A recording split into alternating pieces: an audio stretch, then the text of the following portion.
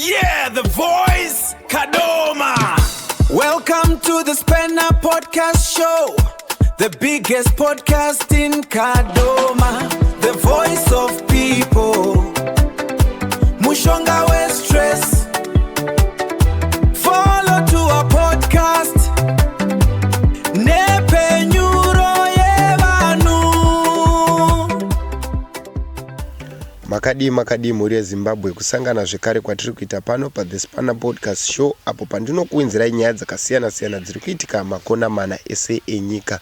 Nyaya ndakakubatirai pano inyaya inosuwisa, inyaya inorwadza asi inoda kutarisiswa zvakanaka ende ndine yambiro yandinoda kupawo muri yeZimbabwe. Kune makombe mairi akabatwa akazara maZimbabweans achienda muSouth Africa kuti vanotsvaka kurarama nekushava, asi munyika yemuSouth Africa hamuchadiwe maforeigners zvekudaro. Vanhu vari kurohwa vachidzingwa vachisungwa pakati peusiku vakarara, asi ndo paunoona vanhu vachikwira makombe vachiti tiri kuenda ikoko, asi mavideos ezviri kuitika muri kuti vanhu vari kunyepa here kana kuti muri kuzvitorawo sei?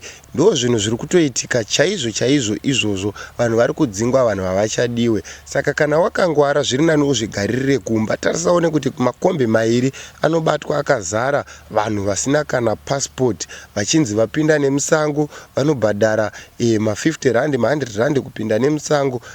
Guys, muri kuuya kuzozvipinza munyatwa imwe isina kunaka. KuSouth Africa hakuchadiwa vanhu vatova neshungu dzekudzokera kumba, but vamwe nenyaya yekuti vanenge vasina kunyatso kubhajeta zvakakwana, mari vanenge vasina. Hazvirevi kuti munhu haasi kuda kuenda kumba, munhu anenge achida but asina mari yacho, zvinhu zvinenge zvakaoma.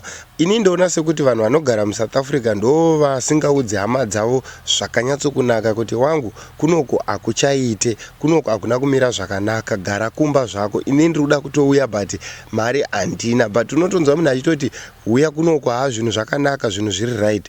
Hakuna chinhu chakanaka kuSouth Africa, vanhu vese vada kuenda kumba but vari kutotadza kuenda nekushayiwa mari. Ndo yambiro yangu yanga ndichida kutopawo zvangu kune vamwe vachazoona video iri vari kuZimbabwe. Musaende kuSouth Africa kana usina zvinhu zvakakwana, even uinazvo dai hako watogara akusisina chiriko, mabasa acho akutonetsa. Ndosaka maona kuti vanhu veko vakunyanya kunetsa because vari kuziva kuti zvinhu zvatovaomerawo naivo. Ndo video ranga ndinaro. Kana kari kekutanga kusvika pano chibva wangosubscribe, kulike, komenta nekushare. Ngatisanganei pachikamu chinotevera.